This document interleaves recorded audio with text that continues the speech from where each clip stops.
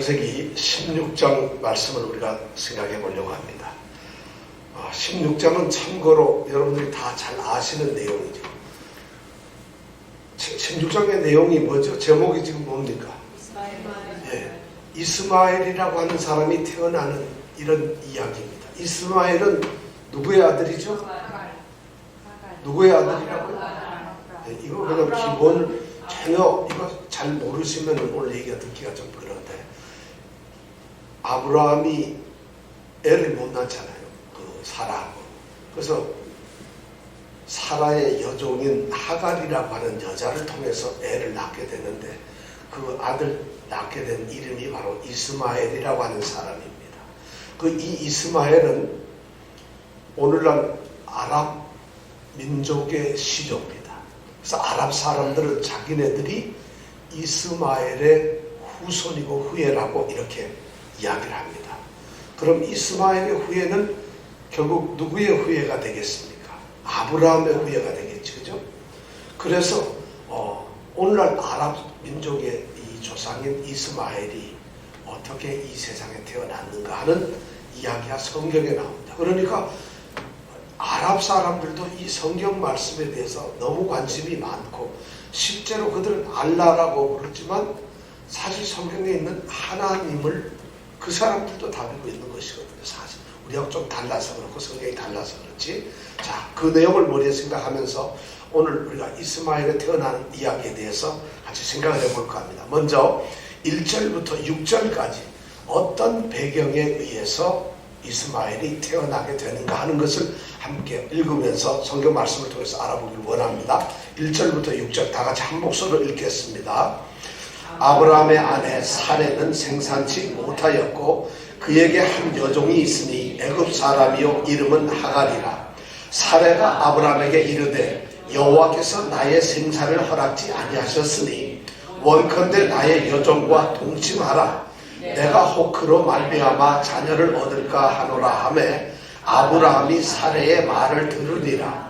아브라함의 아내 사레가 그 여종 애굽 사람 하갈을 가져 그 남편 아브라함에게 첩으로 준 때는 아브라함이 가나안 땅에 거한 지 10년 후이었더라. 아브라함이 하갈과 동침하였더니 하갈이 잉태함에 그가 자기의 잉태함을 깨닫고 그 여주인을 멸시한지라. 사레가 아브라함에게 이르되 나의 받는 욕은 당신이 받아야 옳도다. 내가 나의 여종을 당신의 품에 두었거늘 그가 자기의 잉태함을 깨닫고 나를 멸시하니 당신과 나 사이에 여호와께서 판단하시기를 원하노라.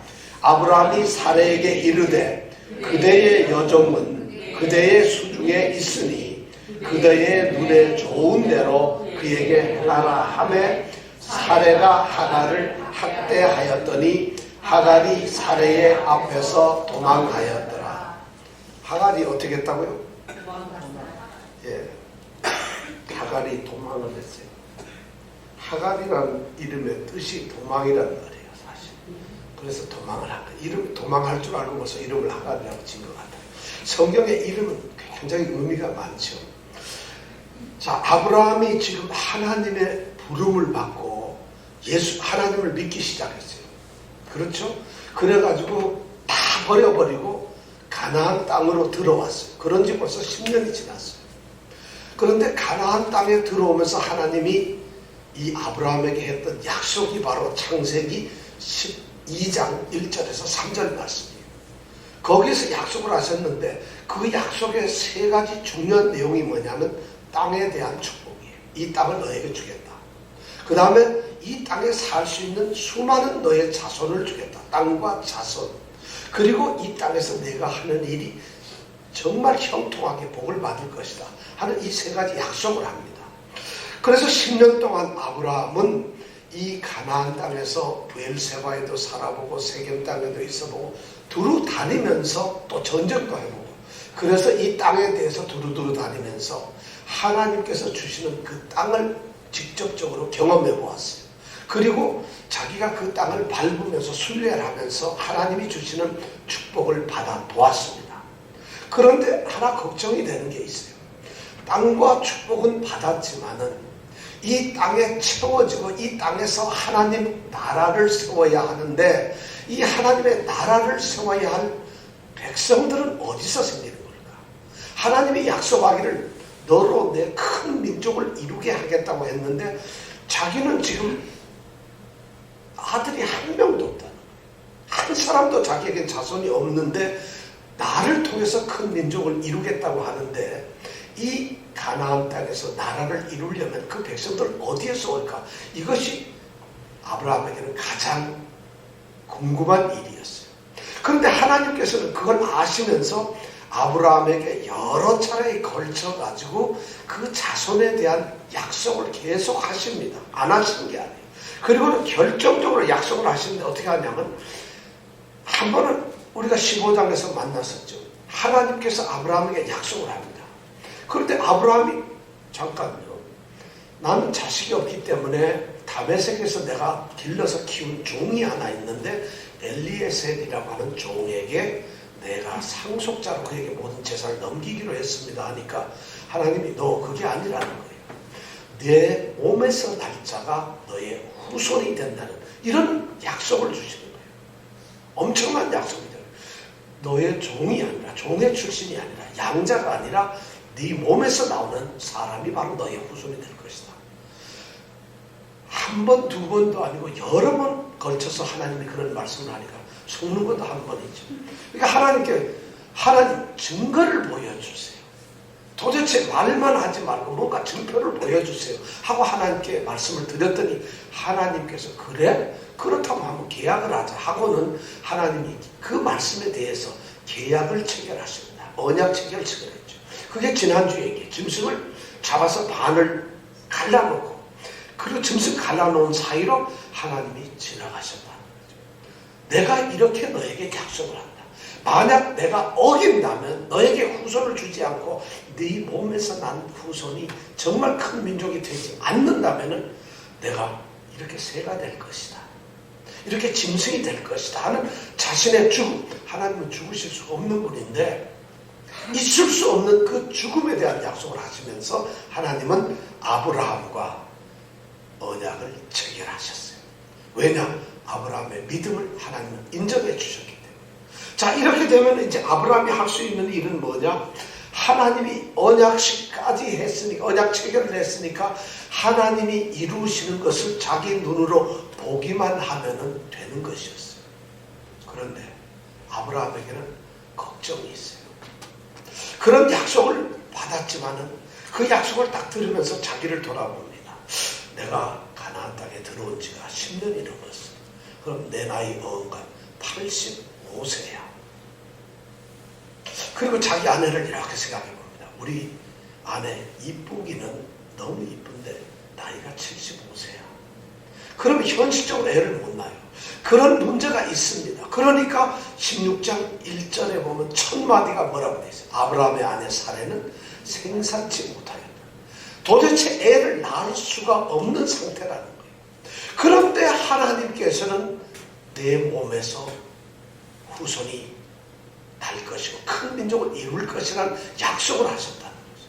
아무리 생각해도 안 됩니다. 그러니까 아브라함과 사라는 만날 때마다 고민을 합니다.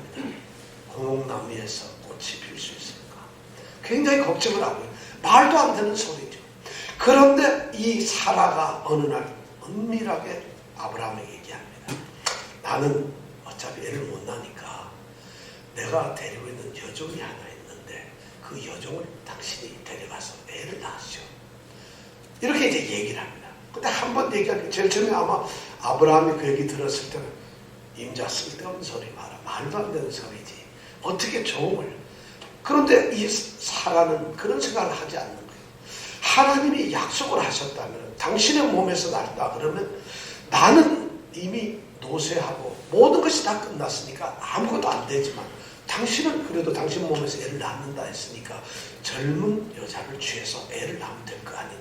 하나님의 언약이 이루어지기를 간절히 바라면서 그런 제안을 계속하는 거예요. 제발 내 여종을 데리고 와. 내 여종을 낳아줘. 얼마나 갸륵한 생각인지 몰라요. 하나님의 언약을 이루기 위해서 내 몸에서 날짜니까 아브라함에게서 날짜를 그렇게 하면서 합니다. 사실은 있을 수가 없는 일이지만 그 당시에 이 법에, 이 관례에 보면, 사회적으로 관례에 보면 그 당시에는 이런 일이 너무 많았어요. 이 고대 근동 지역에서는 그것이 일상화되어 있었어요. 그래서 이 왕이나 또는 족장들, 좀 부유한 사람들이 자식을 못 낳게 되면은 그런 일, 예를 들어서 종이나 누구를 취해서 아이를 낳습니다. 그럼 이 아이를 낳으면 누구 아들이 될까요? 종의 아들이 아니라 본래 그 부인의 아들이 됩니다. 그렇게 하니까 사실은 뭐 우리로 말하면 대리모 정도 되나요? 그렇게 하니까 애를 낳는 거예요. 그럼 일이 법적으로도 인정이 되는 거고 또 상속하고 대를 잇는 것이 너무 중요하기 때문에 당연하게 받아들여졌다는 것이죠. 그러니까 사라가 생각할 때 하나님의 언약이 이루어질 수 있는 방법은 이런 방법밖에 없다. 합법적이고 도덕적으로 또는 뭐 윤리적으로도 잘못이 없는 아주 합리적인 생각이라고 그렇게 설득을 합니다. 그러니까 아브라함이 듣다가 드디어 어떻게 보면 2절 마지막에 보면 뭐라고 그랬어요? 아브라함이 사라의 말을 듣게 되었어요. 마치 꼭 창세기 3장에서 아담과 하와가 둘이 선악과 나무 아래 탁 서 있죠. 그리고 하와가 뭐라 그래요? 아, 저 나무 너무 과일이 너무 맛있어. 그리고 따다가 그리고 누굴 갖다 줘? 자기 먹고 남편을 주죠. 그러니까 남편은 속절없이 먹어요. 성경에 보면 남자들이 이렇게 좀 여자들한테 꼼짝을 못하는 그런 것 같아요. 하여튼. 그런데 마침 이 사라에게는 여종이 하나 있었는데 애굽 출신의 이집트 출신의 여종이 하나 있어요. 애굽 출신이니까 아마 이집트 사람이 얼굴이 까매요. 까만색이라. 근데 하여튼 뭐 어떤지 몰라요. 까무지만 아마 흑진주차집 이쁘겠지만 그러니까 뭐 애를 낳게 하겠죠. 그래서 여종이 하나 있는데 이 여종이 하갈인데 하갈이라고 하는 여종을 이제 아브라함에게 주어서 아이를 낳게 합니다. 그런 얘기가 지금 오늘 말씀의 주종입니다. 그런데 2절에 가만히 보면 사라가 아브라함에게 얘기를 하면서 아주 중요한 얘기를 합니다. 뭐라고 하면 하나님은 나한테 자식을 주지 않았다는 거예요. 또 내가 자식을 그렇기 때문에 난 낳을 수가 없다는 거예요. 그러면 내 몸에서 날짜는 현실적으로 불가능한 거 아니냐. 그러니까 내 여종을 취하는 것이 맞고 그리고 내 자식, 여종을 통해서 나는 안 되지만 합법적으로 자식을 얻겠다는 걸로 이제 제안을 합니다. 자, 이렇게 해서 드디어 이 하갈이라는 여자는 아브라함에게 들어가서 아브라함을 통해서 아이를 갖게 됩니다. 이것이 이제 역사의 문제입니다. 그럼 우리가 16장에 있는 말씀을 읽어보면은 하갈은 아브라함에게 그러니까 뭐가 된 것이죠? 부인이 된 건가요? 우리 성경에 보면 첩으로 줬다 그러는데 이거 우리나라 번역을 굉장히 잘못한 거예요. 이 중동 지역에서는요 사실은 첩이라는 개념이 우리처럼 이렇게 있질 않아요. 그러니까 우리 이걸 하게 되니까 우리는 하갈이 좋은 사람일까요? 나쁜 사람일까요? 이스마엘은 좋은 사람인가요? 나쁜 사람인가요? 사실 우리가 참 이미 선입관을 가지고 있어요. 하갈 첩이잖아. 그럼 이스마엘은 뭐예요? 첩니은의 아들이란 말이야. 그럼 우리 생각에는 뭐예요? 서자야, 서자. 이거 별거 아니에요. 우리는 성경 번역을 첩이라 해놓고 서자로서 마치 이렇게 싹 깔고 문지려는 의도가 당연히 번역을 하신 분이, 왜냐하면 이게 요새 번역된 게 아니고 지금부터 100년도 전에 번역이 됐거든요. 그러니까 그런 의도가 깔려있는 거예요. 그런데 가만히 보면은 사실은 그 번역이 너무 인간적인 번역으로 돼 있어요. 첩이 아들 낳으면 형편이 없다면은 그러면 이스마엘은 아랍 사람들 그러니까 자연이 어떻게 돼요? 무시를 하게 되는 거죠. 첩의 아들 뭐 이래 돼가지고 후손들 이렇게 될 거 아니겠어요. 따지고 보세요. 야곱에게는 아주 훌륭한 첩이 3명이나 있어요. 그죠? 야곱에게는 자기가 너무 사랑했던 라헬이라고 하는 여인이 있었는데 이거 장인 어른이 라헬을 줄 줄 알고 7년 뼈 빠지게 일했는데 자고 일어나니까 라헬의 언니인 레아가 또 방에 들어있단 말이에요. 다시 뼈 빠지게 일해가지고 드디어 라헬을 얻습니다. 그럼 여러분 본부인은 누구겠어요? 사랑하는 여인이 본부인이에요? 결혼을 한 여인이 본부인이에요? 그러면 레아가 본부인은 자기가 사랑하는 여인 누구예요? 라헬은 누구예요? 근데 라헬의 계통을 이어가지고 이 역사가 이렇게 달라지고 요셉도 나오고 막 그렇잖아요. 근데 그것까지만 해도 좋아. 또 각각 이 창세기 29장하고 30장에 보면은 이 여인들의 이 애 낳으려는 경쟁의식이 엄청납니다. 무슨 뭐 올림픽 메달 따는 것보다 힘들어요. 그러니까 서로 애를 낳으려고. 그러니까 자기가 못 나니까 자기 종을 갖다가 또 들여넣어가지고 애를 낳았어. 그래서 종에서 난 애가 둘이에요. 단, 납달리, 갓, 아셀 이런 지파는 전부 다 종에게서 난 거예요. 여종에게서. 그럼 그 여종에게서 난 거는 이스라엘 택한 12지파의 한 사람들이야. 그거는 괜찮아? 종에서 낳는데. 근데 하갈은 이 여종에서 난 건 꼭 이스마엘을 우리가 무시해 버린다. 왜 우리 이게 뭐냐면 이삭은 약속의 자녀니까. 그럼 약속의 자녀는 종으로 놔도 괜찮고 이스마엘은 약속의 아들이 아니니까 종에서 나면 이렇게 얘기를 해야 되나? 우리 인식이 잘못돼 있어. 그래서 오늘 저는 이 말씀을 성경이 조금 하갈을 중심으로 해서 저는 이 오늘 말씀을 한번 생각해 보려고 해요. 하갈이라는 여인 제가 보기에는 정말 괜찮은 여자 같아요. 하갈은 애굽에서 자랐어요. 근데 어느 날 애굽 땅에 히브리 사람 아브라함이 들어옵니다. 근데 그 아내인 사라가 늙었지만 이뻐요. 그러니까 바로 애굽 왕이 그 아브라함의 아내를 갖다 사라를 취하죠. 그러니까 놀래가지고 아브라함은 내 여동생인데 괜찮습니다. 근데 나중에 하나님이 그걸 알려주시죠. 여동생이 아니라 아내다. 큰일 날 뻔했으니까 자기가 엄청난 재산과 여종과 종을 사라와 아브라함에게 줘서 추방을 시켜버립니다. 그래서 가나안 땅으로 돌아오죠. 그때 아마 이 하갈은 끌려왔을 거예요. 자기는 이름도 모르고 성도 모르는 어떤 남자한테 끌려간 거예요. 어떤 여인한테. 그래서 자기도 모르게 사라라고 하는 한 여인에게 종이 되어버려요. 몸종이 되었다는 거지. 그래서 끌려와가지고 낯선 부모도 떠나고 낯선 이 가나안 땅에 와 있는 거예요. 그런데 어느 날 그래서 아마 성품이 굉장히 좋은 것 같아요. 그리고 주인을 깍듯이 섬기는 굉장한 아주 현숙한 종인 것 같아요. 왜냐하면 나중에 이 뒤에 보면 13절 하고 도망을 갔는데도 꼭 나의 여주인, 나의 여주인 이렇게 하는 걸로 봐서는 학대를 엄청나게 받고 쫓겨가지고 그 학대가 너무 고통스러워서 도망갔는데 나의 여주인님 이렇게 하는 사람이 누가 있어요? 그 님 하고 바로 나와야 돼요. 그렇잖아요. 그런데 안 그러는 걸로 봐서는 이 하갈은 굉장히 성격이 좋은 거야. 그러니까 여주인을 잘 섬겼는데 어느 날 여주인이 자기를 싹 부르니 너 픽업됐어. 너 찍혔어. 뭐냐 했더니 아브라함. 그 당시 아브라함이면 이건 하늘 같은 사람 아니겠어요? 이 여종에게는 아브라함에게서 너 들어라. 은총을 입었다. 그래서 아이를 낳아야 된다. 자, 여러분 오늘 갑자기 여러분 집에서 잘 걷고 있는데 갑자기 임금님이 원금씨 잠깐 이렇게 부르면 어떻게 되겠어요? 좋아요, 나빠요? 하갈의 운명은 자신과는 아무 관계 없이 아브라함과 사라가 둘이 꿍꿍이 속으로 입을 맞춰서 작전을 짜가지고 하기로 한 그 계획에 의해서 이 하갈이라는 여인은 그냥 끌려가는 거예요. 잠깐 내가 얘를 낳겠습니다 한 적도 없어요.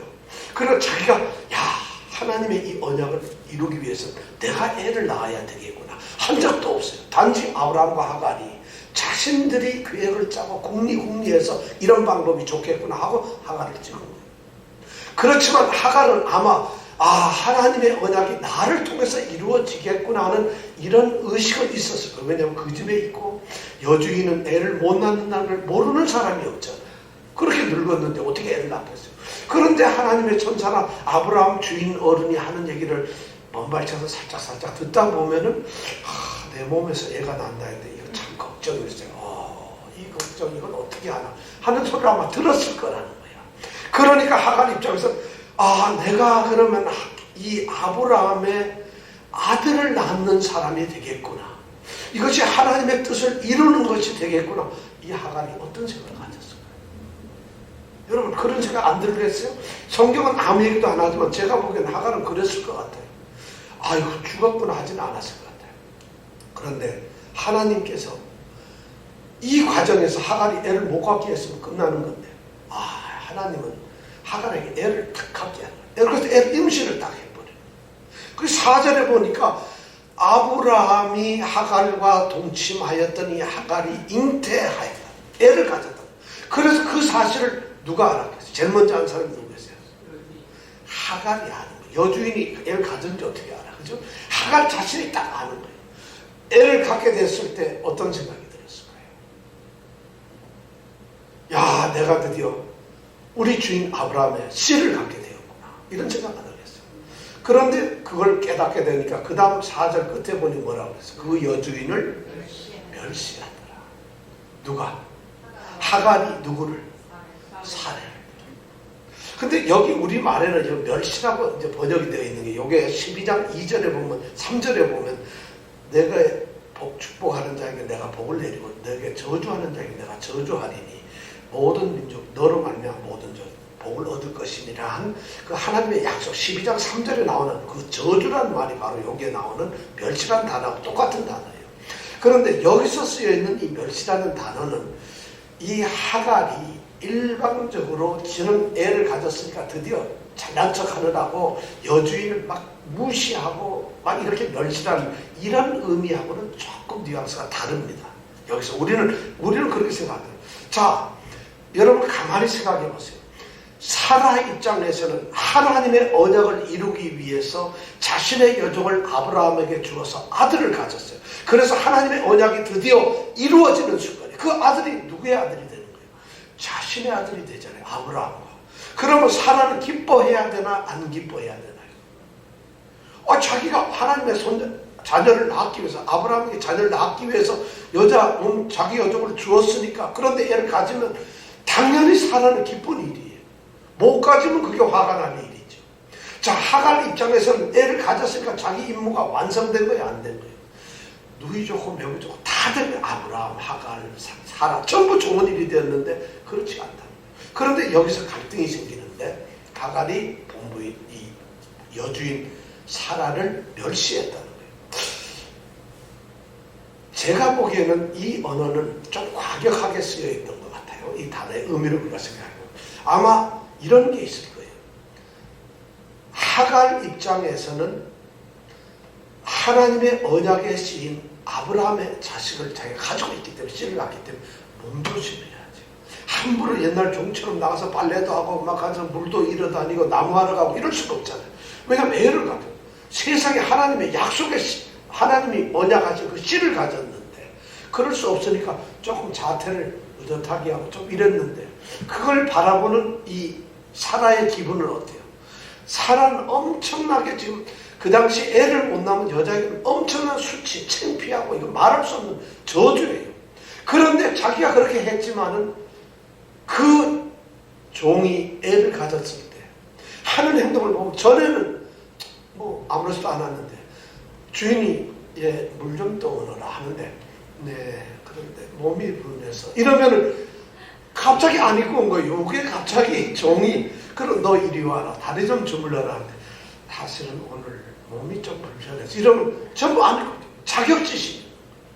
본인에게 여기 멸시라는 말에는 바로 그런 의미가 약간 들어가 있어요. 그러니까 사라에게는 열등의식과 자격지심, 그리고 하갈에게는 몸조심하는 건데, 그러다 보니까 그게 미묘하게 약간 무시하는 듯하지 보이고 깔보는 것처럼 보이고, 여기는 괜히 잘난 척하면 교만하게 보이는 이런 것이 생기는 거예요. 그러니까 이 사라에게는 뭐가 생겼어요? 질투가 생겨요. 그래서 드디어 사라가 가만 놔두고 싶지 않아요. 그러니까 5절에 보니까 사라가 따질 수 있는 건 이걸 마음대로 할 수 없어요. 왜냐하면 아브라함에게 이미 주었는데 뭐라고 하겠어요? 이 당시에는 말이죠, 여종이 재산이에요. 재산.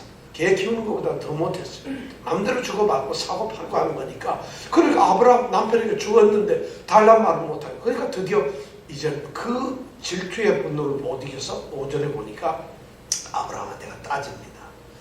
내가 이렇게 창피당하고 내가 이렇게 욕보는 게 내가 받을 게 아니라 네가 받아야 될 거다. 남편 당신은 따지면, 이거 여자 무서워요, 사람. 내가 보기에는 이런 여자가 어떻게 열국의 어미가 돼서 우리에게 조상의 어머니가 되는지 참.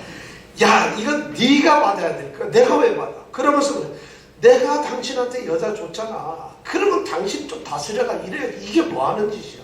누가 잘난 거야 하고 지금 오전에 뭐 그렇게 따지고 있는 거예요. 당신도 그러면서 엄청나게 뭐냐고, 나를 멸시하니까 당신과 나 사이에 여호와께서 판단하시기를 뭐래요? 원한다. 하나님한테 물어봐라. 누가 잘못했나? 지금 이렇게 막 따지는 거예요. 여기서 아브라함이 뭐라 그래야 돼요? 임자, 그 마음 좀 가라앉히고 내 얘기 좀 잘 들어봐. 우리가 어떻게 계획을 했어? 내가 좋다 그랬나? 내가 하자 그랬나? 당신이 그런 거 아니야. 그런데 당신의 말도 애가 생겼어. 그럼 당신 좋고 나도 좋고 지금 축복받은 일 아니겠어? 근데 당신 여자 속 좁게 좀 법무인답게 마음을 넓게 가지시오. 이래야 될 거 아니겠어요? 근데 6절에 보면 아브라함이 전혀 그러질 않아요. 하갈은 그것도 모르고 가만히 있는데 뭐라 하냐면, 부인 잘 들으시오. 이 여자가 원래 당신 거예요. 그리고 지금도 당신 종이요. 그러니까 당신 눈앞에서 마음대로 하시오. 나한테 따지지 마시오. 당신 멋대로 하시오. 야, 이거 남자들은 말이죠. 입장이 그렇고 하면 발을 빼버려요. 야, 이거 아주 희한하잖아요. 책임을 져야 될 거 아니야, 자신이. 다 해서. 그런데 이렇게 발을 싹 빼버려요. 그러니까 하갈은 이거 뭐 오히려 바라보고 믿어야 될 사람이 누구예요? 아브라함인데, 이 아브라함이 사라에게 그렇게 딱 얘기해보니까 사라는 기세가 등등해가지고 드디어 하갈을 갖다 학대를 하기 시작. 여기서 학대라는 게 바로 멸시하고 거의 같은 거예요. 일방적으로 학대를 하는데 이 학대가 엄청나요. 이제는요, 전에는 물도하라 그러면 몸이 불편했었는데 니만 애 낳냐? 빨리 가자. 이때부터 학대를 하기 시작하는데 드디어 히브리 사람이 애굽 사람을 학대하기 시작해요. 하나님, 이 창세기 16장은 출애굽의 그 역사를 갖다가 지금 미리 보여줍니다. 출애굽의 역사는 애굽 사람이 히브리 사람을 학대하잖아요. 그래서 탈출을 하잖아요. 근데 여기에서 보면 히브리 사람이 애굽 사람을 학대해요. 그래가지고 6절 마지막에 보니까 어떻게 됐어요? 하갈이 할 수가 없어가지고 사례의 앞에서 도망을 했다. 탈출했다. 이렇게 해가지고 도망을 가버리고 말았어요. 이 사람 참 독한 여자예요. 다 명분 좋게 정말 자기 하나님의 언약을 이루어가려는 그 좋은 출발을 했어요. 좋은 마음으로. 그때까지 생각해도 너무 괜찮은 여자예요. 하나님이 약속한 게 자기를 아무리 자기 주제를 살펴봐도 애는 못 낳겠거든. 이건 불가능하잖아요. 그럼 하나님의 언약은 이루어져야 되고 자기로서는 할 수가 없고, 그렇게 해서 너무나 좋은 하나님을 향한 참 따뜻한 마음을 보냈는데 이게 인간적으로 아무것도 안 되더라고요. 하갈 이 여인은 그냥 어떻게 보면 가만히 있다가 벼락 맞고 두드러 맞고 쫓겨가고 드디어 도망까지 가고 말았어요. 그럼 이 하갈이라는 여인은 어떻게 된 거예요? 마치 꼭 우리 같아. 뭔 잘못이 있어? 예수 잘 믿는 것밖에 없는데. 근데 일방적으로 예수 안 믿는 사람한테 혼난단 말이에요. 자, 이 하갈의 운명이 어떻게 될까요? 7절부터 14절에 보면 하갈이 어떻게 되었는가 하는 것을 우리에게 이야기해 주고 있습니다. 7절부터 14절까지 우리가 정신을 똑바로 차리고 한번 읽어보겠습니다. 시작. 여호와의 사자가 광야의 샘곁 곧 술곁 샘곁 곁에서 그를 만나 가로되 사라의 여종 하갈아, 내가 어디서 왔으며 어디로 가느냐? 그가 가로되 나는 나의 여주인 사례를 피하여 도망하나이다. 여호와의 사자가 그에게 이르되 내 여주인에게로 돌아가서 그 수하에 복종하라. 여호와의 사자가 또 그에게 이르되 내가 내 자손으로 크게 번성하여 그 수가 많아 셀 수 없게 하리라. 여호와의 사자가 또 그에게 이르되 내가 잉태하였은즉 아들을 낳으리니 그 이름을 이스마엘이라 하라. 이는 여호와께서 내 고통을 들으셨음이니라. 그가 사람 중에 들나귀같이 되리니 그 손이 모든 사람을 치겠고 모든 사람의 손이 그를 칠지며 그가 모든 형제의 동방에서 살리라 하니라. 하갈이 자기에게 이르신 여호와의 이름을 감찰하시는 하나님이라 하셨으니 이는 내가 어떻게 여기서 나를 감찰하시는 하나님을 배웠는고 하니라. 이러므로 그 샘을 부엘라헤로이라 불렀으며 그것이 가데스와 베렛 사이에 있더라. 자,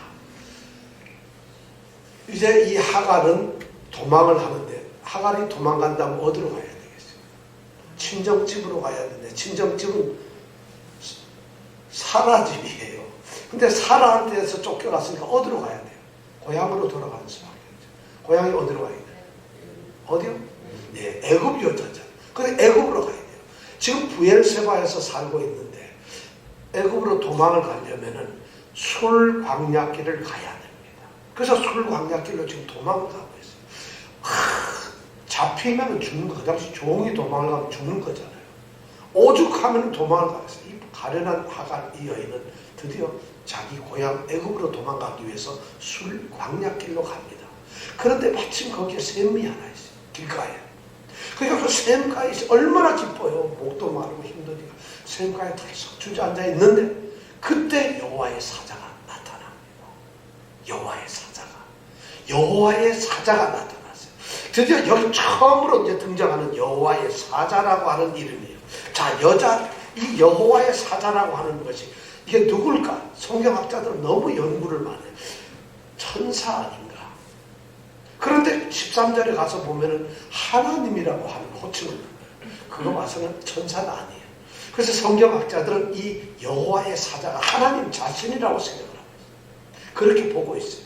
그런데 하나님의 자신인데 더 구체적으로 얘기하면 하나님의 제2위이신 성자 예수 그리스도를 이 여호와의 사자로 보고 있어요. 왜냐하면은 성령께서는 단 한 번도 사람의 모습으로나 이렇게 나타나신 적이 없어요. 그런데 사람의 모습으로 나타나신 적이 있는 분은 있으셔야 할 분은 딱 한 분밖에 없어요. 누굴까요? 예수님밖에. 그래서 이건 예수님이라고 다 생각을 해요. 그런데 또 성경에서는 여호와 하나님이라고 부르죠. 근데 이 사자라고, 여호와의 사자라고 하는 이 사자라는 말이 보냄을 받았다는 말인데 이것이 정확한 의미가 뭐예요? 기묘, 신비 이런 말이에요. 그러면 이사야에서 보면 예수 그리스도의 이름을 예언하면서 뭐라고 했어요? 기묘가 잘하고 야거든. 똑같은 단어를 쓰고 있어요. 그리고 더 놀라운 것은 신약에 들어와서 예수 그리스도께서 이 땅에 태어나고 난 이후로는 이 땅에는 여호와의 사자가 나타나지 않았어요. 신약에는 여호와의 사자가 없어요. 근데 오늘날 여호와 사자 봤다는 사람은 성경에도 없는 걸 보는 대단한 사람이 되는 거예요. 참 힘든 거죠. 하나님. 바로 이것이 예수 그리스도가 오셨기 때문에 여호와의 사자가 없는 거죠. 바로 하나님. 그분이 어디에? 이 샘 곁에. 누구에게? 하갈에게 나와서 하갈을 만나시는 거예요. 성경 역사에서 최초로 하나님 자신을 만난 사람이 여인이 누구냐? 바로 하갈이라는 여인이에요. 아, 여러분이 하갈이 되시기 바랍니다. 그럼 축복으로 받아들이지 않고 지금 저주로 받아들이시는 분이 있는데 하갈이 돼요. 하갈이 지금 그렇게 만나는 거예요. 최초의 여호와의 사자를 만난 여인이 됩니다. 그런데 이 사자님이 뭐라고 얘기해요? 하나님이 뭐라고 해요? 딱 부를 때 보니까 뭐라고 해요? 8절에 보면 사례의 여종인 내가 그렇잖아요. 그죠? 지금 분명하게 얘기하는데 그냥 여호와의 사자가 아담의 씨를 가진 여인이요 이렇게 불러주면 좀 좋겠어요. 그런데 뭐라고 불러요? 사례의 여종 하갈. 아주 정확하게 부르거든요. 여종이 아니죠. 그런데 여기서 하나님께서 이름을 불러줘. 하갈이라고. 성경 역사에서 이 세상 역사에서 하나님이 직접 여인의 이름을 부른 최초의 여인이 바로 이 하갈이라는 여인. 야, 이 하갈이라는 여인은 지금 최초로 하나님을 만났고 최초로 하나님께서 이름을 불러주는 여인이 되는 거예요. 그러면서 하나님이 사례의 여종 하갈아, 내가 어디서 와서 어디로 가느냐 하고 묻는 거예요. 이건 어디서 와서 어디로 가냐 하나님이 몰라서 묻는 게 아니에요. 너는 사라의 여종인데 왜 여기 있느냐 하는 것이에요. 너희가 여기 있어야 될 이유가 뭐냐? 이건 하나님이 다 아시지만 묻는 거예요. 우리는 창세기 3장에서 똑같이 하나님이 아브라함이 선악과를 따먹고 동산 그늘에 숨었을 때 아브라함아 내가 어디 있느냐 하나님이 그렇게 묻는 걸 들었어요. 아담에게 우리가 그렇게 묻는 걸 들었잖아요. 또 가인이 아벨을 죽이고 난 다음에 이거 숨었을 때 가인 보고 하나님이 가인아 내 아우가 어디 있느냐 하고 물었어요. 하나님이 어디 있느냐 이런 질문을 하실 때는 몰라서 묻는 질문이 아니죠. 하나님은 내가 지금 있어야 할 곳에 있느냐 하는 이것을 묻고 계시는 거예요. 우리도 오늘 하나님께서 우리 성도들 부르시면서 한 사람 한 사람 이름을 부르면서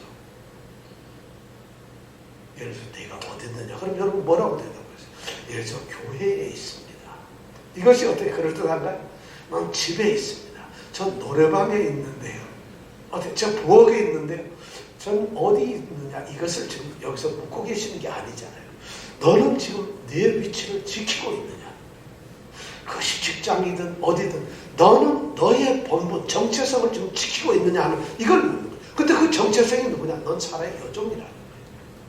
그러니까 이 하갈이 대답을 하죠. 하갈 뭐라고 그래요? 9절에 8절에 보면은 나는 나의 여주인 사례를 피하여 도망을 했다. 제가 보기 그러니까 이 하갈은 대단한 여인이에요. 아까 제가 얘기했지만 절대 여주인이라고 얘기를 쓸 필요가 없어요. 그렇게 박대를 하고 이렇게 뻔뻔한 여자가 어디 있어요? 애 낳게 하기 위해서 자기를 넣어주고 애 낳으려고 애를 가지니까 이렇게 자기를 박대하고 얼마나 고통스러워서 도망을 하겠어요. 그냥 못 살게 그리고 밥 한 끼 안 주는 거야 견디겠지만 도망갈 정도면 아마 제가 보기엔 개인적으로 폭력도 가했을 거고 욕도 했을 거고 굶기기도 했을 거고 반으로 찌르기도 했을 거고 동네 망신도 줬을 거고 엄청난 고통을 오죽하면 하갈이 못 견디는 거예요. 그러니까 도망을 했는데 그런데 도망한 이 하갈은 아브라함이라고 하는 사람 집에서 믿음의 여인이 되어 있는 거예요. 그러니까 내 여주인 그분으로부터 내가 도망을 했습니다. 이런 얘기를 지금 하는 거예요. 대단하죠. 여러분 근데 우리는 하갈 하면 나쁜 여자라고 생각해요. 저는 안 그런 것 같아요. 제가 일부러 이렇게 오늘 하갈을 중심으로 봅니다. 그렇게 하니까 그 다음에 9절에 이 여호와의 사자가 뭐라고 해요?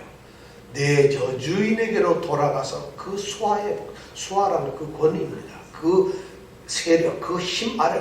그러니까 쉽게 얘기해서 내 여주인에게 가서 종노릇 다시 해라 이거예요.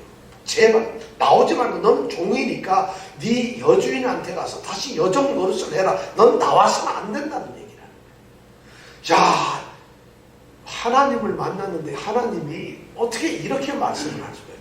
지금 이 하갈은 여주인에게서 쫓겨나 남자 주인에게서도 쫓겨나 하나님에게서까지도 지금 이렇게 외면당하고 이런 가엾은 여인이에요.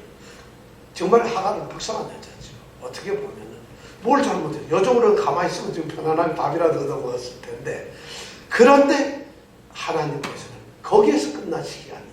10절에 보니까 하나님께서 여호와의 사자가 이 하갈 여인을 축복을 해요. 야, 놀라운 축복을 해요. 축복을 하는데 세 가지로 약속을 해요. 첫 번째 축복이 뭐냐? 내 자손이 크게 번성할 것이라. 내 자손이 크게 번성할 것이라. 이거 누구한테 한 말이에요? 하나님께서 누구에게 한 말이에요? 아브라함에게 한 말이에요. 그런데 똑같은 약속을 하갈에게 하고 있어요. 그러면 하갈이 가지고 있는 애가 누구야 해요? 아브라함의 애 아니에요. 이스마엘이라는 이름은 아직 없어요. 그러니까 아브라함의 애 아니에요. 아브라함에게 축복했던 그 축복이 똑같이 하갈에게 주어진다는 얘기는 아브라함과 하갈 사이에서 태어난 아이는 하나님의 축복이 되세요. 하나님이 자손 씨라는 얘기인 거예요. 그런 얘기 아니에요. 아브라함에게 그렇게 내 자손이 그렇게 창대하고 그렇게 될 것이다. 그러면 하갈에게도 그랬다면 이건 똑같은 거죠. 그 다음에 두 번째 약속, 내가 잉태했다. 이걸 인정시키고 그걸 지키겠다는 거예요. 내가 잉태하였은즉. 그리고는 세 번째 축복이 뭐냐면 그 이름을 이스마엘이라. 이스마엘. 내가 잉태한 젖을 아들을 낳으리니 그 이름을 이스마엘이라 하리라. 여러분 어디서 많이 듣던 얘기 같아요. 창세기 1장 21절에 보면 주의 사자가 현몽하여 마리아에게 나타나서 내가 성령으로 잉태하였은즉 아들을 낳으리니 그 이름을 예수라 하라.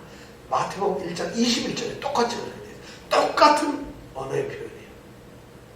아들을 낳으리니 그 이름을 한자도 안 틀려요. 한 사람은 이스마엘이라 하리라. 또 한 사람은 예수라 하리라. 바로 이스마엘이 이렇게 해서 축복, 이 하갈이 세 번째 이스마엘 아들을 갖는다는 축복을 받게 돼요. 근데 이스마엘이라는 이름이 무슨 뜻이냐? 하나님께서 지키신다. 하나님께서 돌보신다. 하나님께서 보살피신다. 이런 말이에요. 그래서 거기에 보니까 뭐라고 이스마엘이라 하니까 그 이름을 이스마엘이라 하라. 이는 11절에 보니까 여호와께서 내 고통을 들으셨어요. 하나님께서 들으셨다. 이스마엘이라는 이름이 그렇게 좋은 이름이에요. 지금 하갈이 지금 생각을 해보세요. 모든 것에서 다 끝나가지고 하나님조차도 종으로 도로 들어가라는 이런 절박한 상황에서 하나님이 축복을 하시는데 아들을 낳았는데 이스마엘, 내가 너의 고통을 다 들었다고 하는 이런 약속을 누구에게 해주느냐? 하갈에게 해주는 거예요. 하갈은 그 순간 용기 백배하는 거예요.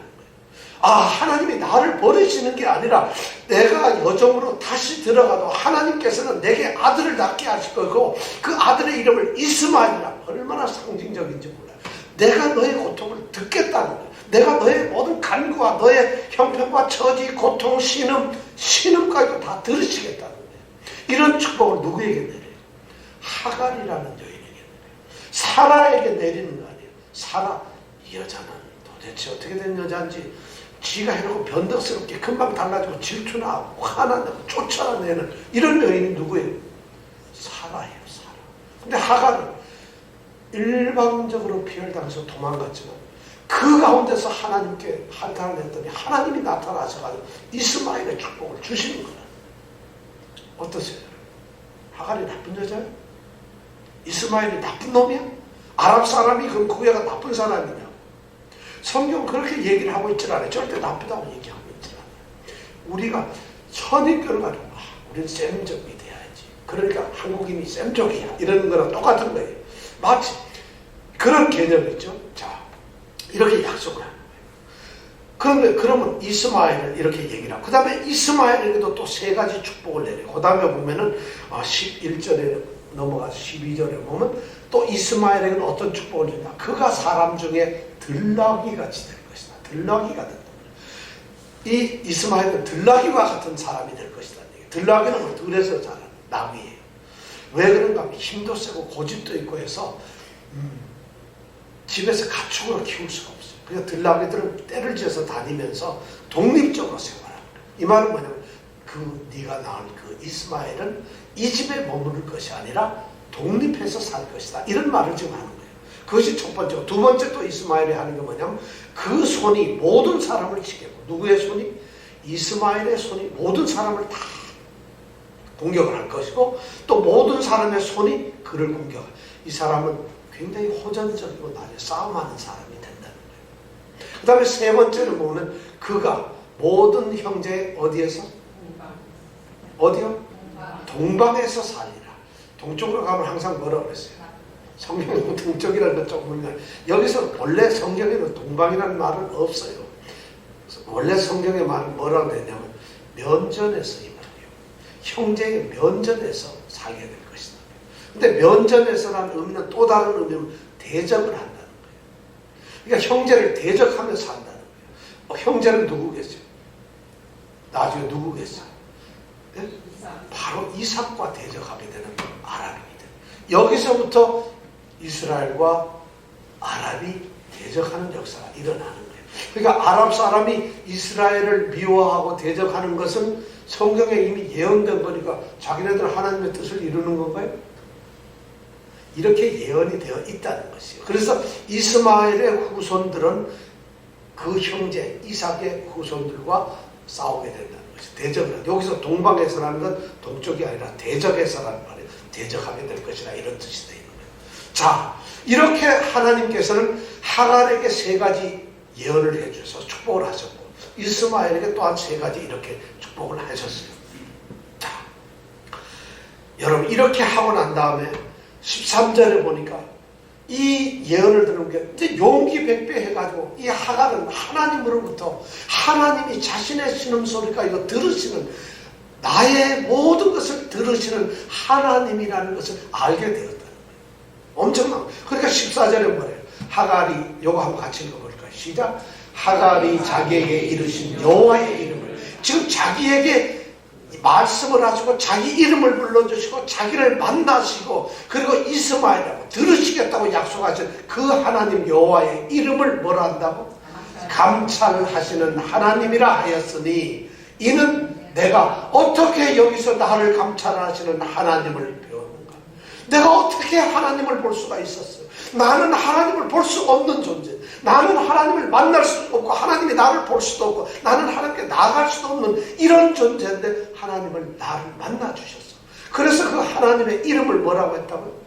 감찰하시는 하나님, 돌보시는 하나님, 보시는 하나님, 지키시는 하나님, 이런 말이에요. 헬라어는 엘로이라는 말이에요. 우리가 엘샤다이, 엘로힘 이런 말이죠. 여기서 유명한 엘로이라고 하는 단어. 엘로이. 여러분, 엘로이는 나를 지키시는 하나님, 나를 보살피시는 하나님, 나를 뚫어지게 주목하고 보시는 하나님.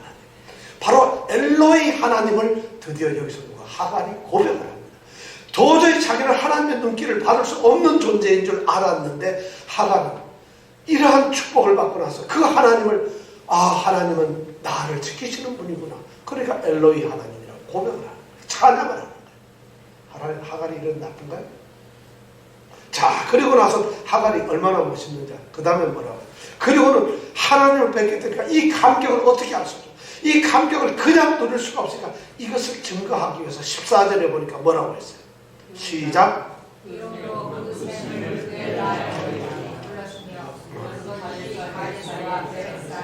야, 너무. 그리고 그 샘을 자기는 지금 어디 아까 술길가 옆에는 샘 곁에 앉았잖아요. 우물 옆에. 이 우물의 이름을 딱 정하는데 뭐라고 했어요? 시작. 다시 시작. 부엘라 헤로이가 아니라 부엘라 헤로이. 로이 아까 엘로이 로이라는 말이에요. 엘로이. 부엘은 샘이라는 말이에요. 샘. 부엘. 그래서 부엘세바. 세바는 7이라. 부엘세바 하면 7개의 우물이다 이런 말이에요. 그러니까 부엘은 샘이라는 뜻을 가지고 있어요. 그 다음에 라헤라는 말도 똑같이 그런 의미를 가지고. 그러니까 본다, 살아있다 이런 말. 그래서 부엘 라헤 로이라는 말은 나를 지켜보시는 살아계신 분의 우물이라 이런 뜻이에요. 나를 지켜보시는, 살아계셔서 나를 지켜보시는 분의 우물, 이런 이름을 딱 짓는 거예요. 그러면 그 우물을 보는 사람들, 지나가는 사람들 어떻게 생각해요? 전부 다 이 우물이 웰라에로이, 나를 지키시는, 살아서 나를 지키시는 하나님의 우물이라. 이런 얼마나 지금 이 하갈은 말이죠. 자신의 신앙을 엄청나게 고백을 하고 있어요. 그래서 이 16장에 보면은 하갈의 믿음을 통해서 우리는 이 놀라운 이름에 대한 비밀을 알 수가 있게 됩니다. 자, 이름 우리가 오늘 나오면 몇 가지 이름이 나오는데 첫 번째 보면은 여호와 사자가 하갈에게 들려주는 이름이 있어요. 그 이름이 뭐예요? 이스마엘이에요. 여호와의 사자가 하갈에게 축복을 하면서 그 아들의 이름을 이스마엘이라고 지어줍니다. 이게 무슨 말이에요? 하나님께서 들으시는 하나님이라는 것이잖아요. 하나님께서는 하갈에게 너의 모든 것을 들으시겠다고 약속을 하면서 이스마엘이라는 이름을 지어줍니다. 그러니까 하갈은 이스마엘, 아들의 이름을 이스마엘 부를 때마다 하나님은 나를 지금 나의 모든 것을 들으시는구나. 나의 형편과 처지와 모든 것을 아시고 그분은 내가 간구할 때 나의 모든 것을 들으시는 분이라 이 생각을 하게 돼요. 왜냐하면 이름을 이스마엘, 그것도 도망가던 자가 들었던 이름이 이스마엘이니까 생각해보세요. 아들 이름을 그렇게 지으라는 거예요. 아들 이름을 제임스 이렇게 짓잖아요. 얼마나 좋아요. 이스마엘. 그럼 이스마엘을 볼 때는 이 하갈은 어떤 생각이 돼요? 늘 이스마엘을 부르면 이 순간을 항상 기억할 것이고 그 하나님, 엘로이 하나님을 늘 생각할 거 아니겠어요? 그뿐만 아니에요. 자, 나중에 이제 아브라함에게 돌아가서 애를 낳아줬어요. 사라는 자기의 아들 이름이 뭐가 되는 거예요? 이스마엘이 되죠. 아브라함은 자기의 아들 이름이 뭐가 돼요? 이스마엘이 되죠. 이스마엘. 그러면 아브라함과 하와는 이제 낳은 아들 이스마엘아 이럴 때마다 뭔 생각을 하겠어요? 하나님이 나를 들으신다. 하나님은 나를 들으신다. 이러면 속으로 뜨끔뜨끔할 거예요. 하나님께서 내게 언약을 했는데 나는 하나님이 언약을 약속한 거 나는 그걸 안 지키고 이렇게 했는데 하나님은 나의 언약을 들으시기 위해서 뭐든지 간구를 들으시는구나. 아마 아브라함과 사라는 이스마엘 부를 때마다 뜨끔뜨끔 경기 들을 것 같아요. 이름 해피름 이스마엘이라고 지어놓으니까 이 역시 놀라운 언어 유희가 나옵니다. 이름에 의해서. 이스마엘이죠. 자, 여호와의 사자가 하갈에게 이스마엘이라는 이름을 지어줬어요. 자, 그 다음에 하갈은 거꾸로 또 여호와의 사자 하나님께 이름을 지어주잖아요. 그렇죠? 여호와의 사자가 하갈에게 아들 이름을 지어줬는데 하갈은 하나님께 하나님 이름을 지어줬어요. 뭐라고 지었죠? 네, 감찰하시는 하나님, 나를 돌보시는 하나님. 뭐라고 했죠? 엘로이, 엘로이. 자, 엘로이 시작. 엘로이. 여러분들 엘로이 하나님을 만났어요. 엘샤다이 엘로힘 하나님을 만나는 거 너무 중요한데 엘로이 하나님. 이건 하나님과 교제하고 하나님을 만나보고 하나님과 함께 있어본 사람만이 고백을 할 수 있는 거예요. 하나님께 기도했더니 들으시는 하나님, 이럴 때 엘로이 하나님을 말할 수 있어요. 평생 기도했는데 내 응답을 한 번도 못 받은 사람은 엘로이 하나님을 알 수가 없어요. 하나님과 교제하고 하나님과 동행하고 하나님이 나를 도우시고 지켜보시고 살아계셔서 지금도 역사에서 나의 모든 것을 보신다는 그 하나님을 체험한 사람, 그 사람이 고백할 수 있는 게 바로 엘로이 하나님. 근데 하갈은 그걸 최초로 이런 경험을 한 여인이 되는 거예요. 하나님 이름을 지어준 최초의 여인 누구겠어요? 하갈이라는 여인이에요. 자, 이렇게 됐죠. 그 다음에 세 번째 이름이 뭐냐? 하갈이 하나님도 아들도 아닌 우물을 향해서 이름을 지어줍니다. 그 이름이 뭐예요? 부엘 라에 로이. 살아계셔서 나를 지켜보시는 분의 우물이라는. 그럼 그 우물물을 먹는 사람들은 늘 살아계셔서 지키시는 하나님, 마치 생수를 공급하듯이 우리에게 모든 것을 공급해 주시는 하나님을 기억할 거라. 얼마나 멋있어. 저는 이 하갈 여인 만나보고 싶어. 천국에 가서. 천국에 있는지 어떤지 모르겠는데, 자, 이런 이름을 지어줬어요. 하나님은 우리를 지켜보고 우리의 모든 것을 들으세요. 그리고 우리를 지켜보세요. 보살펴보세요. 그리고 우리에게 살아계셔서 우리에게 공급을 해주는 이런 분이라는 것을 이 하갈은 믿음으로 지금 고백을 하는 거예요. 전부 다. 그 이름을 통해서 그러나. 그런데 더 놀라운 것이 뭐예요? 여기에 보니까 이 부엘라헤로이라는 이 샘물이, 우물이 어디에 있다 그랬죠? 14절에 보면 그것이 가데스와 베레 사이에 있더라. 성경은 그냥 이걸 대충 쓴 것 같지가 않아요. 가데스와 베레 사이에 있어요. 가데스는 가데스 베레아라고 해서 우리가 이 애굽에서 출발한 이 모세가 정탐을 하기 위해서 정탐꾼을 보내 출발한 것이 바로 가데스란 말인 거죠. 이 가데스란 말은 거룩한 땅이라는 거죠. 거룩한 땅. 자, 거룩한 땅과 그 다음에 이 뭐예요? 베렛이라면 황무지의 광야 이런 말이에요. 그럼 거룩한 땅과 어디? 황무지 광야 사이에 있는 살아계셔서 우리를 지키시는 자의 우물이 있다는 거예요. 여러분 뭐 느껴지는 바가 없어요? 우리 인생 누가 지금 이 이름을 짓는 사람이 누구예요? 하갈이 짓잖아요. 하갈이 무슨 뜻이라 했죠? 도망자예요. 도망자가 지금 거룩한 땅에서 나와 거룩한 땅과 황무지와 같은 광야 사이에서, 그 광야 사이에서 살아계셔서 우리를 지키시는 그 하나님의 우물을 공급받는 거예요. 누가? 도망자. 얼마나 저는 이 성경의 이름을 읽어보면서 깜짝깜짝 놀라요. 야, 이런 비밀. 하나님은 지금 엄청난 축복을 하갈에게 하고 있어요. 하갈은 이 모든 하나님의 축복을 완전히 눈으로 보고 믿음으로 고백합니다. 찬양하고 놀람과 경외함 때문에 하나님을 엄청나게 고백합니다. 이런 하갈이 용기를 내어가지고 드디어 어디로 가겠어요? 다시 돌아갑니다. 누구에게로? 여주인에게로. 그래서 여주인에게 돌아가면 뭐가 될까요? 여종이 다시 되겠죠. 자, 어떤 일이 벌어질까? 15절, 16절 마지막 같이 한번 읽어보겠습니다. 시작. 하갈이 아브라함의 아들 낳음에 아브라함이 하갈의 아들을 위하여 이스마엘이라 하였더라. 하갈이 아브라함에게 이스마엘을 낳을 때 아브라함이 86세였더라. 할렐루야. 86세도 걱정하지 말라 이거예요. 이 얘기를 의도적으로 86세를 넣는 거예요. 왜냐하면 아브라함이 이렇게 10년이 넘도록 기다렸는데 드디어 자식을 낳았다는 거예요. 86세라서 애를 못 낳을 것 같지만 하나님께서 이렇게 이스마엘을 낳게 했다는 걸 강조하고 있는 거예요. 이스마엘은 축복의 자식인가요? 아닌가요? 아브라함의 씨일까요? 아닐까요? 여러분. 자, 이거 놀랍잖아요.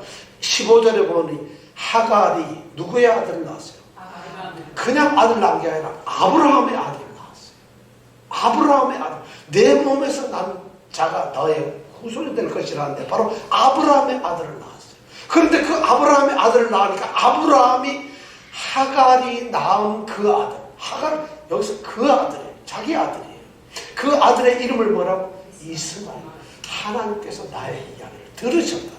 하나님이 내가 내 후손을 참되게 하려는 그 나의 기도를 하나님께서 들으시고 이스마엘을 주셨다. 엄청납니다. 이스마엘은 저주의 자식인가요? 우리는 전혀 그렇지가 않아요. 그래서 하갈이 아브라함에게 이스마엘을 낳았다는 거죠. 자, 이런 얘기를.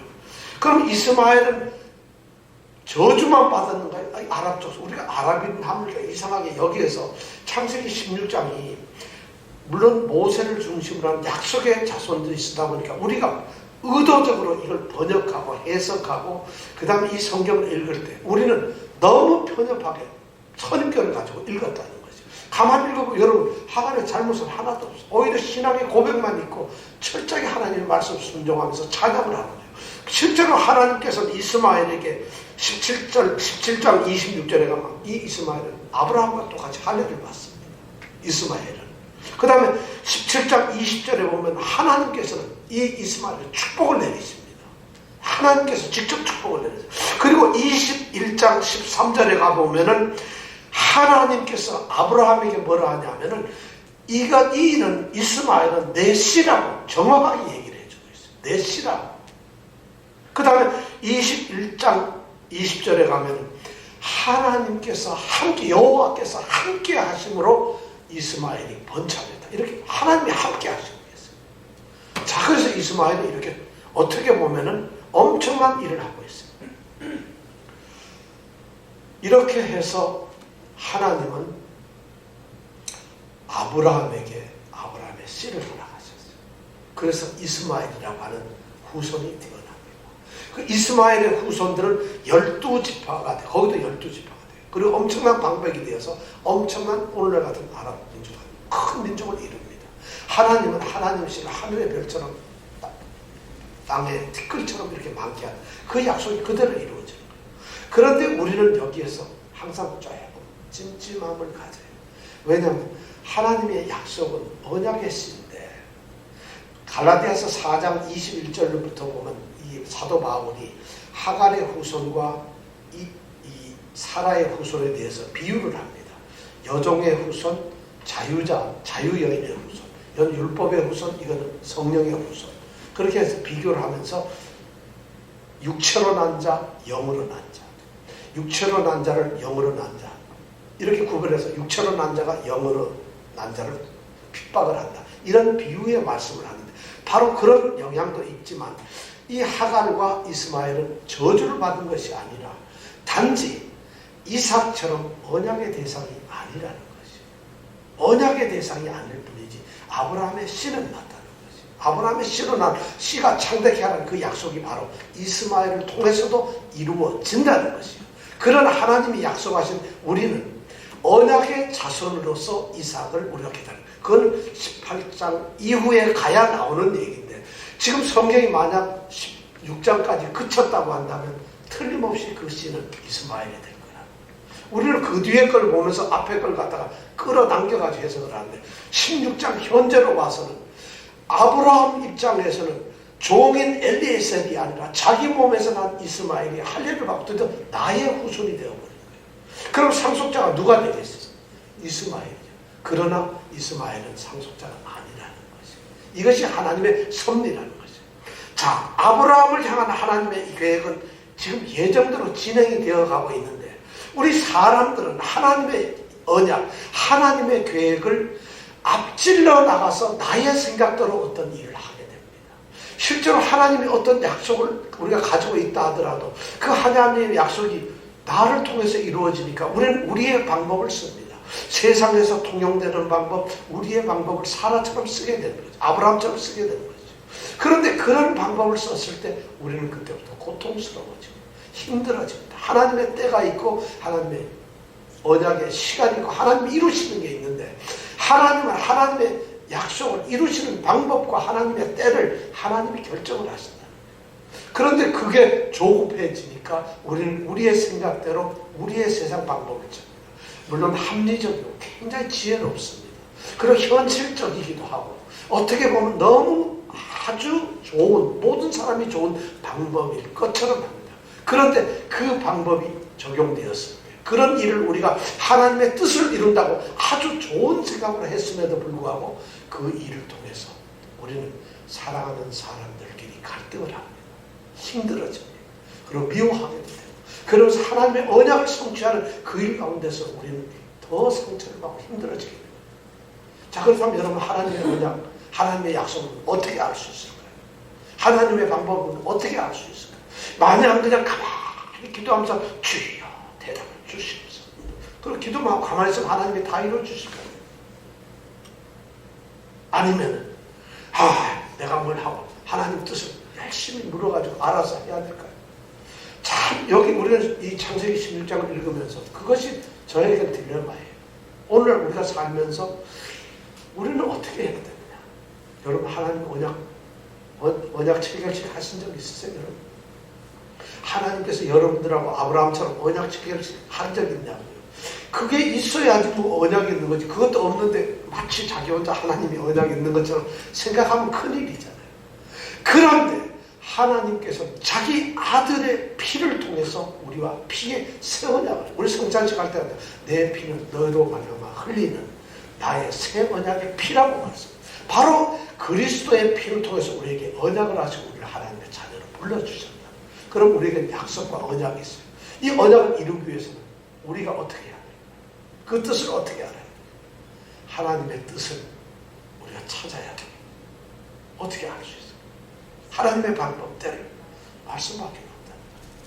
그리고 기도하고 말씀을 통해서 우리가 하나님의 뜻을 알아야 된다. 그런데 우리가 그것을 인간적인 생각, 사라처럼 지혜롭게 그 당시 사회적 관습을 통해서 그냥 자신의 형편을 보면서 하나님의 언약은 우리의 형편을 보시는 게 아니라 하나님의 능력으로 하시는 거지 우리의 형편 때문에 약속을 하는 게 아니거든요. 그런데 우리는 우리의 형편과 우리 처지를 보면서 이러니까 안 된다고 해서 우리의 방법을 동원한다는 것이죠. 지금 사라의 가장 문제였던 건 그거였다는 거예요. 오히려 아브라함과 사라는 하나님의 언약을 믿지 않았는데 오히려 하갈이라는 여인은 어쩌면 하나님의 그 언약을 단순하게 받아들인 여인이라고 보네요. 그렇다면 우리의 믿음이 어디에 서 있어요? 여러분 오늘 우리는 하갈을 통해서 가장 중요한 교훈을 듣습니다. 아브라함과 사라가 들었던 교훈, 우리를 들으시는 하나님, 엘로이 하나님, 우리를 살아서 지키고 돌보시는, 그래서 우리에게 공급을 하시는 그 하나님이라는 것을 아브라함은 못 만났어요. 그리고 이 사라도 그 하나님을 알지 못했어요. 만나보지 못했어요. 하갈을 통해서 그 하나님을 알게 돼요. 이 하갈을 통해서 하나님은 자신을 그렇게 계시했다. 우리가 그런 하나님을 만나는 사람이 되길 원합니다. 자, 우리 기도하겠습니다.